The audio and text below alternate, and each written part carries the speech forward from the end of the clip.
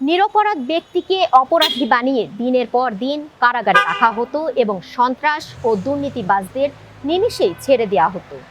কি দর্শক, ভাবছেন তো কার কথা বলছি? বলছিলাম গত সরকারের 3বারের সাবেক আইনমন্ত্রী আনিসুল হকের কথা। দর্শক, আজকে আমরা দাঁড়িয়ে আছি তার বাড়ির সামনে, দেখাবো তার বাড়িটি। আনিসুল হক হয়তো ভাবতেও পারেননি 5 আগস্ট হবে অবিস্মরণীয় অভ্যুত্থানের দিন। তাকে যেতে হবে আত্মগোপনে। পালাতে গিয়ে ধরা পড়ে দড়ি বাঁধা পড়বে হাতে। তার সঙ্গে ধরা পড়েছিল শেখ হাসিনার উপদেষ্টা সালমান এফ রহমানও। দড়ি উঠেছিল বিতর্কিত এই ব্যবসায়ীর হাতেও। আনিসুল হক ক্ষমতাচ্যুত আওয়ামী লীগ সরকারের 3বারের আইনমন্ত্রী। থাকতেন রাজধানীর বনানীর 19 নম্বর রোডের পৈতৃক সূত্রে পাওয়া বাড়িতে। সেই নিবাসে হামলা চালায় বিক্ষুব্ধ ছাত্র জনতা। বাড়িটির বর্তমান অবস্থা সরেজমিন করেছে ঢাকা টাইমস। মন্ত্রী থাকার সময় আনিসুল হকের বাড়ি ঘিরে ছিল পুলিশি নিরাপত্তা বেষ্টনী। সাধারণের চলাচলেও ছিল কঠোর বিধিনিষেধ। বাড়িটি ঘিরে লোকমুখে ছিল নানা চমকপ্রদ কথাবার্তা। তবে প্রতাপশালী মন্ত্রী হয়েও 5 আগস্টের পর নিজের বাড়ি রক্ষা করতে পারেননি আনিসুল হক। আনিসুল হকের মুখে থাকতো নীতিবাক্য। দাবি করতেন বিধির বাইরে কথা বলেন না। তার ওপর কেন মানুষের এত ক্ষোভ ও আক্রোশ? অনুসন্ধান করেছে ঢাকা টাইমস। মূলত আইনমন্ত্রী হয়ে ঘুষ দুর্নীতিতে বেপরোয়া হয়ে ওঠেন আনিসুল হক। বাংলাদেশের বিচার ব্যবস্থাকে ঠেলে দেন প্রশ্নের মুখে। এমনকি বাসায় বসিয়েছিলেন টাকার মেশিন। তার নির্দেশে লুটেরা, সমাজ বিরোধীরা জামিন পেত আর নিরীহ নাগরিকের জামিন পাওয়ার আইনি অধিকার খর্ব হতো। অভিযোগ আছে নিরপরাধকে অপরাধী বানিয়ে বছরের পর বছর কারাগারে আটকে রাখা সন্ত্রাসী দুর্নীতিবাজকে নির্দোষ বানানোর কারিগর ছিলেন আনিসুল হক।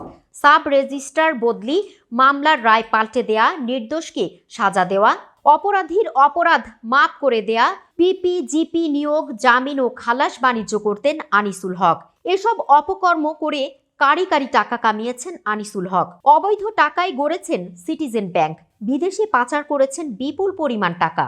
আনিসুল হক প্রভাব খাটিয়ে ছোট ভাই প্রয়াত আরিফুল হকের প্রতিষ্ঠান সিএনএসকে হাজার কোটি টাকার একচেটিয়া ব্যবসা করার সুযোগ দিয়েছিলেন।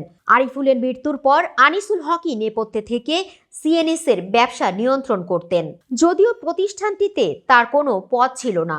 দেশের বিভিন্ন সেক্টরে, বিশেষ করে নিম্ন আদালতে ওনার অবৈধ নিয়োগ বাণিজ্যের কথা শোনা যায় এবং এখান থেকে অর্জিত বিপুল পরিমাণ অর্থ উনি বিদেশে পাচার করেছেন বলেও শোনা যায়। স্ত্রীহীন আনিসুল হকের বনানীর বাড়িতে নিয়মিত ছিলেন বান্ধবী তৌফিকা করিম। বান্ধবীর পরিচয় ছাপিয়ে হয়ে রহস্যময়ী এই নারী হয়ে ওঠেন বিশেষ ঘনিষ্ঠজন।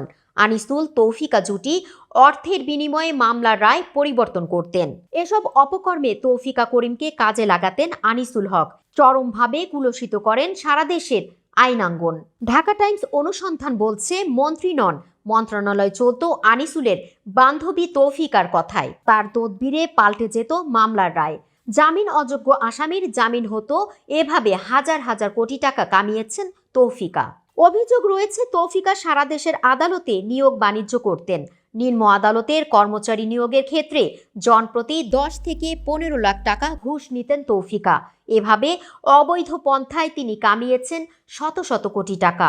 বিপুল টাকা পাচার করেছেন বিদেশে। তৌফিকার ছেলে থাকেন কানাডায়।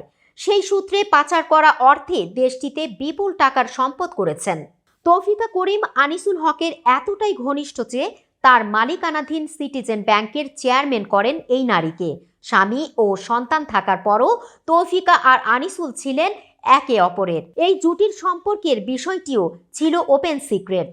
আনিসুল হককে মূলত আমরা জানতাম, তার বড় পরিচয় ছিল তার বাবা সিরাজুল হকের ছেলে হিসাবে।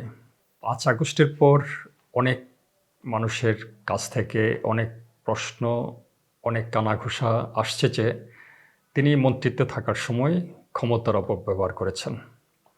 আমরা মনে করতে পারি 2022 সালে আখাউড়া কসবা ভ্রমণে গিয়ে তিনি বলেছিলেন 2200 লোককে তিনি চাকরি দিয়েছেন এলাকার। এটা ইতিবাচক হিসেবে দেখেছেন এলাকার লোকজন, কিন্তু পরবর্তীতে কানাঘুষা ছিল যে তিনি টাকার বিনিময়ে চাকরি দিয়েছেন অনেককে। তাদের অনেকে আবার চাকরি পায়ওনি, কিন্তু টাকা দিয়েছেন। তার বিরুদ্ধে একটা কথা প্রচলিত আছে, তিনি আইনের নানা ফাঁকফোকর খুঁজে লোকজনকে, বিরোধী পক্ষকে কুণ্ঠাসা করার চেষ্টা করেছেন। আনিসুল হকের বিরুদ্ধে অবৈধ সম্পদ অর্জনের অভিযোগের বিষয়ে গোয়েন্দা তথ্য অনুসন্ধানের সত্যতা পাওয়ার প্রকাশ্য অনুসন্ধানে নেমেছে দুর্নীতি দমন কমিশন। একই সঙ্গে তার ঘনিষ্ঠ বান্ধবী তৌফিকা করিমের বিরুদ্ধেও অনুসন্ধান শুরুর কথা জানান দুদকের জনসংযোগ কর্মকর্তা ও উপপরিচালক আক্তারুল ইসলাম। তুলনা আফরিন, ঢাকা টাইমস।